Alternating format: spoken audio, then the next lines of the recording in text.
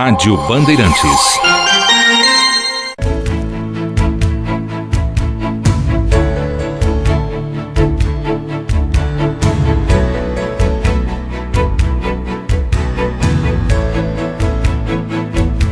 Conversinha ao pé do ouvido de hoje. De Araxá, Minas Gerais, o Paulo.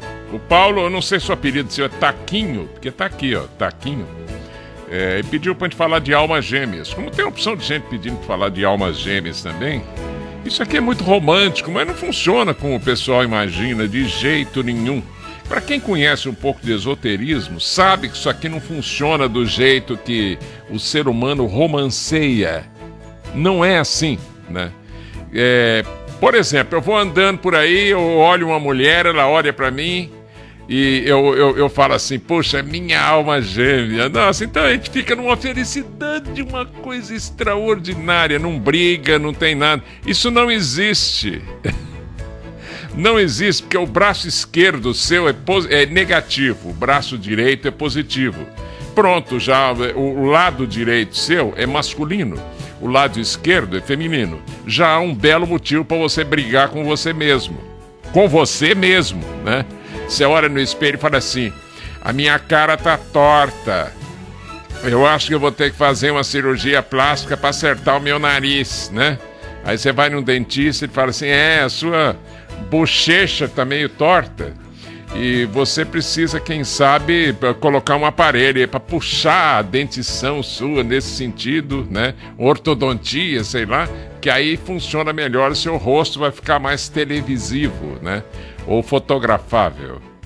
Se isso existe com você, sozinho, porque tudo que se manifesta para a vida em quaisquer dos 144 mil universos paralelos se submete à lei da polaridade.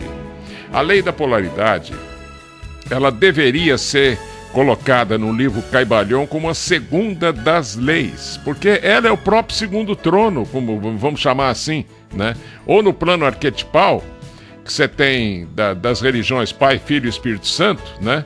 Ou pai, mãe e filho de religiões orientais, é a própria mãe, ou o aspecto gerador do universo. Não há geração sem polaridade. Mesmo que você nascesse andrógeno, metade homem, metade mulher, né? Essa androginia faria com que um dia você levantasse, olhasse no espelho e ficasse insatisfeito com você mesmo. Se você fica insatisfeito com você mesmo, o que acontece? Você fecha a cara. E aí a alma gêmea que está do seu lado, ela é obrigada a aguentar aquela cara feia. Ou vice-versa. A alma gêmea sua olha no espelho e fala assim, nossa, mas eu tô com os cílios tão caídos e não sei o que mais e tal. Eu não aguento isso. E fica com aquela tremenda reclamação, meu cabelo tá isso, meu cabelo tá aquilo. Isso é a mulher reclamando, né? Você acha que você tem paciência? Até quando para você aguentar isso? Você está percebendo como é que o ser humano é criancinha, não? Nós somos muito bobos ainda, então formamos uma ideia de metade da melancia, metade da maçã, alma gêmea, né? Que são seres, mas se dão tão bem, mas tão bem, né? Que não tem briga, não tem discussão, não tem coisa. Isso é impossível na evolução. Em todos os 144 mil universos paralelos. Não tem jeito de ser assim.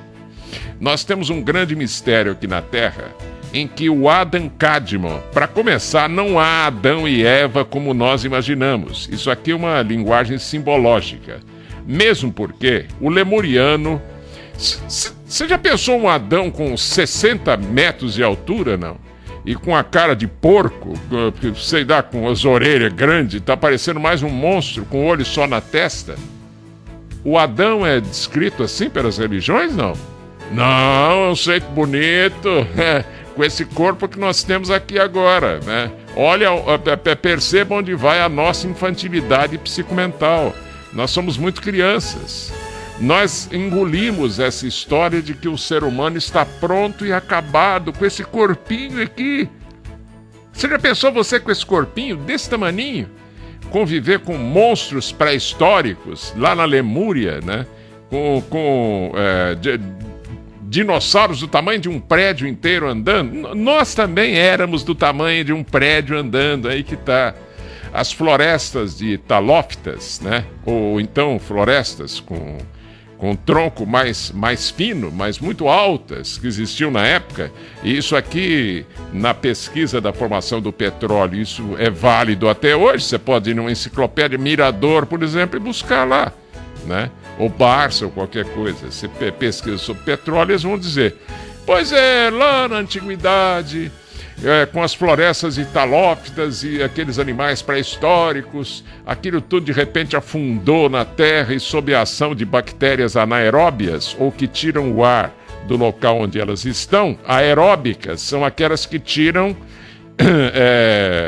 o ar daqui, da face da terra. Anaeróbias é que tiram o ar de onde elas estão, né? Daí você tem ginástica aeróbica e ginástica anaeróbica, né? A anaeróbica, por exemplo, é aquela em que você não se mexe muito. Você mexe só com os braços. Então, determinado tipo de ginástica pode ser mais anaeróbica do que aeróbica. Mesmo porque a ginástica anaeróbica, ela não é totalmente anaeróbica. E a aeróbica não é totalmente aeróbica, né? Porque não existe absoluto na face da Terra, de jeito nenhum, né? Como não existe alma gêmea também, em que a felicidade é suprema, é extraordinária entre os dois que correspondem às duas metades ideais, né? Não é assim, ô Paulo, você que está ouvindo a gente aí de Araxá, né? Existe um mistério no mundo em que o Adam Kadmon, eu estou falando de esoterismo, ou de teosofia, é ensinado assim. Não sou eu que estou inventando nada. Isso a teosofia ensina. Blavatsky ensina, a eubiose ensina, a gnose ensina parecido, Rosa Cruz, etc. Você pode pesquisar aí, você vai descobrir isso, né? Então, o Adam Kadmon, a própria Blavatsky diz, seria a segunda pessoa da Santíssima Trindade ou um protótipo de homem cósmico, né? Que seria o próprio Jeová das religiões, né? Ou aspecto gerador. Adam Kadmon, ele tinha pênis, ele tinha testículos e tinha vagina também, com ovário, com tudo. Então ele era andrógeno ou bissexual, os dois sexos em um só, né? Isso como protótipo, né? Até que esse sexo foi dividido, segundo Blavatsky, com a queda desse arcanjo aqui na Terra, que é Samael, né? Ele dividiu-se em masculino e feminino, mas já havia uma polaridade nessa época, porque senão não tem jeito, não tem como o raciocínio funcionar sem polaridade. Polaridade é você olhar para uma paisagem e ver uma árvore pequena, outra alta, uma bonita, outra feia, uma seca, outra... É por isso que as cidades nossas são assim. Você olha para uma cidade linda, mas lá no meio tem um barraco com um miserável, coitado, morando lá no meio e passando fome, enquanto o resto está tudo morrendo de tanto comer, né? Come demais, né? É esses extremos que podem ser aplainados devido à inteligência que nós temos, mas não sabemos usar, né? É que faz com que nós consigamos evoluir pela imaginação, pelo raciocínio. Não há como evoluir sem o raciocínio. Então, esse Adam Kadmon virou Adam Eve, ou Adão, esse Adão celeste virou Adão e Eva, ou protótipo, né? Começaram a nascer seres na Lemúria com dois sexos, porque os gigantões lemurianos tinham os dois sexos num, né? Houve época, segundo a tradição da teosofia, que como é que fala? A reprodução se dava por ovos, né? Você já pensou um gigantão enorme botando um ovo, Ayrton Dias? Aquele ovo enorme, e ele ficava chocando, lá sentava no ovo e ficava lá, né? Aquele era o ser humano daquela época. Que Adão lindo é esse? Não tem como, né? Agora, eu não estou criticando a Igreja Católica, o cristianismo, o budismo ou qualquer outra religião, não. Não há como contar para o ser humano. Agora já há condição de você contar um pouquinho disso aí, né? Mas na época não havia condição de contar para o ser humano diferente. Se a gente fala sobre isso aqui, já tem tanta gente que pensa que isso é loucura, que é besteira, preferível acreditar em conto de fada. O ser humano adora conto de fada, sonho, né? Alma gêmea, né? Você vai andando pela rua, olha uma mulher, ela olha para você e fala assim, ah, não, é ele. E aí ele olha para ela e fala assim, não, é ela, né? E ficam o tempo inteiro um olhando para o outro, e vem aqueles filhos maravilhosos, né? Que são frutos de um amor eternal, né? Que atravessa os séculos e séculos, per seculorum, amém, né? Não é assim, gente. Nesse grande mistério que há aqui na Terra, uma espécie de Adão e Eva, ou um casal, né, que representa o protótipo do ser humano da Terra, ele continua renascendo entre nós, né? E esse casal que continua renascendo entre nós, como são seres de dias da criação anteriores, esses sim, eles são metade ideal de um ou do outro, né? Mas eu me lembro muito bem de um grande mestre, por exemplo, que é claro que a mulher dele era a parte ideal dele, né? Mas às vezes ele reclamava, eu não aguento a fulana, tem dia que ela tá tão nervosa quando ela fica menstruada e tal. Você tá entendendo, não? Você acreditar em alma gêmea, tudo bem, mas acreditar que em conto de fada, acreditar que tudo pode ocorrer às mil maravilhas, sem nenhum percalço na vida, só felicidade o tempo inteiro, isso não existe em lugar nenhum. O ser humano precisa do bem e do mal, do certo e do errado, da doença e da saúde. O casamento não é assim. Você jura que vai cuidar dessa mulher na saúde e na doença. Aí, ó, né?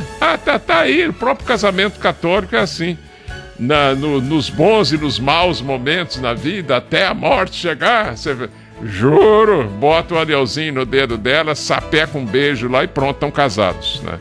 E depois de 2 meses separa tudo, porque descobriu que tem uma outra aí que atrai mais ele. Ou então a mulher fala, não, aquele homem é um chato, tem mau hálito e tal, vou trocar ele por outro, né? O ser humano é muito criança ainda.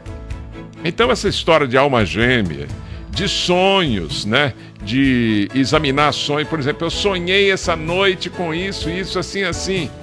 E tem livrinhos de sonhos por aí. Tudo que o ser humano mexe, mostra, prova a sua infantilidade. Só que não tem um planeta assim, bem pertinho de nós, que tenha uma civilização bem madura, para que a gente possa comparar, né?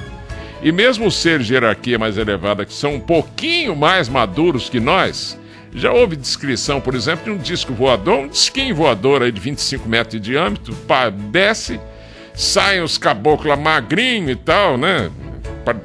Parecendo que nem come e tal, já batendo uma bolinha, chutando bola e tal. Eu sou corintiano, lá no planeta Marte, eu torço pro Corinthians, Palmeiras e outras coisas mais. O ser humano precisa desses subterfúgios para viver, esses prazerzinhos, encher a cara, dar um tirinho no outro aqui para poder roubar um relógio ou 10 mil réis ou qualquer outra coisa, né? Senão a roda da vida não gira. O dia que você entende isso, você fica mais complacente. Não quer dizer que você se submeta às pessoas, né?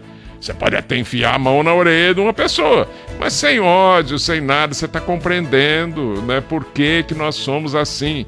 Isso é imprescindível, o ser humano descobrir por que ele é desse jeito.